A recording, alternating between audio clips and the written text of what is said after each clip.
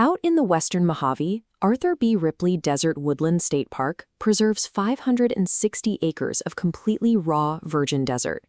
It sits practically next door, just 7 miles down the road, from the highly trafficked Antelope Valley, California Poppy Reserve.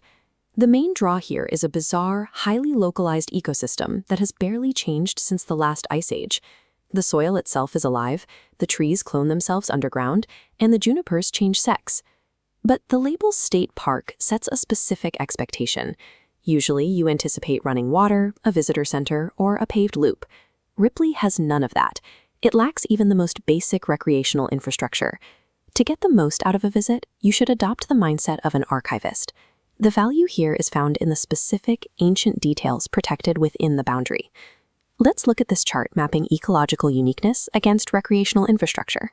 Standard state parks plot around here: moderate biological interest, but plenty of bathrooms and paved paths. Ripley sits way up here in the top left, highly unique but almost totally undeveloped. Down on the ground, that placement means you are trading comfort for raw access. There's no running water. You get basic outhouses, a single shaded picnic table, and total exposure to the elements. A trip into the top left quadrant can be highly rewarding, but only for visitors who prioritize the rare ecology over a traditional leisure experience. Let's break down the physical demands of the park, starting with the trail system. Looking at this matrix, the park has exactly 2 trails, the Ripley Nature Trail and the Rare Juniper Trail. Together, they total just 1.25 miles.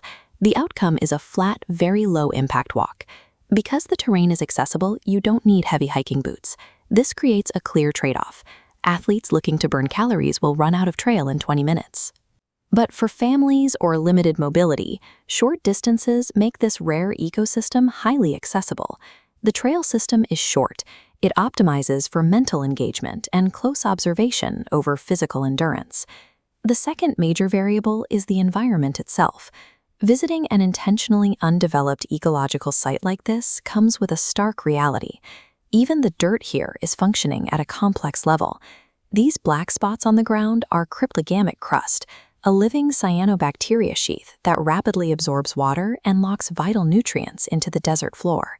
Seeing this system operate requires you to handle the conditions that created it. That means zero trail shade, punishing heat for most of the year, and an absolute requirement for self-reliance. These species persist here because Arthur Ripley spared this specific acreage from the clearing that transformed the rest of the valley. Their survival depends on this harsh, undisturbed climate. That brings us to a major point of friction for day trippers: the pet policy. The regulations are rigid. Dogs are banned from trails, confined only to the picnic area and on a 6-foot leash. Keeping domestic pets out of the brush creates an undisturbed, quiet habitat. Because of that rule, you have a much higher chance of spotting black-tailed jackrabbits, wood rats, and coyotes in the open.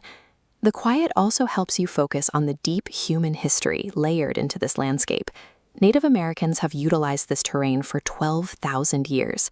It evolved from a hunting ground for Paleo-Indians living on the shores of ancient lakes to a crucial waypoint on Shoshonean trade routes connecting the coast to the southwest. Uncovering that history takes active effort. There are no guided tours here. You must read interpretive displays and follow self-guided brochures to understand the ground you stand on. Ripley is a high-yield stop if you are intellectually curious and willing to do the reading. If you want a casual stroll with your golden retriever, the rules will shut you out.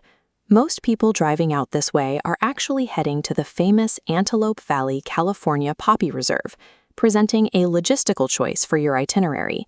The 2 locations offer opposing experiences. The Poppy Reserve gives you massive, bright blooms, but it is highly seasonal and packed with crowds. Ripley gives you harsh, quiet isolation that looks exactly the same in October as it does in April. Instead of treating them as competitors, you should treat Ripley as a 60-minute companion piece to the reserve. Bundling both sites allows you to see 2 distinct extremes of the Mojave Desert in one trip, without forcing you to commit to Ripley's unplumbed environment for a full day. Let's look at this decision tree. Skip Ripley if you want a strenuous hike, modern plumbing, or a place to walk your dog. You get a green light if you're a botany enthusiast, a history buff, or want a short educational walk. If you do go, the logistics are entirely on you.